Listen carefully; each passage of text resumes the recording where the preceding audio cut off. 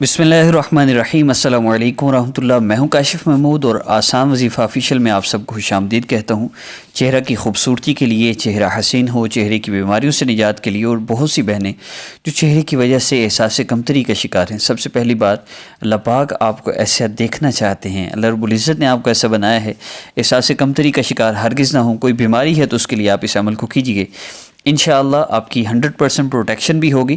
اور شعبان کا چاند نظر آ چکا ہے، پورے شعبان کے ماہ میں آپ کبھی بھی اس عمل کو کر سکتے ہیں۔ عمل کی ترتیب مختصراً عرض کی جا رہی ہے۔ آپ نے اللہ رب العزت کا ذکر کرنا ہے۔ میں حدیث مبارک عرض کر دیتا ہوں جس سے یہ وظیفہ بتایا جا رہا ہے آپ کو۔ آقا پاک صلی اللہ علیہ وسلم نے فرمایا، میرے صحابی، جب تم اللہ سے دعا کرو تو اللہ کی عظمت اور بڑائی بیان کرو، اس کے بعد جتنا ہو سکے درود پاک پڑھو، پھر جو چاہے مجھ پر درود پاک پڑھو، پھر جو چاہے اللہ سے مانگ لو۔ حدیث مبارکہ کا مفہوم ہے۔ اب ہم نے اللہ رب العزت کا ذکر کرنا ہے، اس کے بعد آقا پاک صلی اللہ علیہ وسلم پر درود پاک پڑھنا ہے، اس کے بعد اللہ سے مانگ لینا ہے۔ اب ذکر کیا کرنا ہے؟ آپ نے ایک مرتبہ درود ابراہیمی پڑھنا ہے، اس کے بعد ایک مرتبہ سورہ فاتحہ پڑھنی ہے، اس کے بعد ایک مرتبہ آیت الکرسی پڑھنی ہے، اور ایک دفعہ چاروں کل پڑھنے ہیں۔ 7 چیزیں ہو گئی، اور آخر میں پھر آپ نے درود ابراہیمی پڑھ کر اپنے ہاتھوں پہ پھونک مار کے اپنے چہرے پر پھیر لینا ہے۔ بس اتنا سا ہی عمل ہے۔ بہتر یہ ہے کہ اس کو ذکر کی طرح کریں، ذکر کریں مصلی پر بیٹھ کر 2 رکعت نفل حاجت کی نیت سے پڑھ کے، اور اس کے بعد آپ نے جب یہ ذکر کر لیں تو نبی علیہ السلام پہ جتنا ہو سکے درود پاک پڑھ کے آپ نے دعا کر لینی ہے۔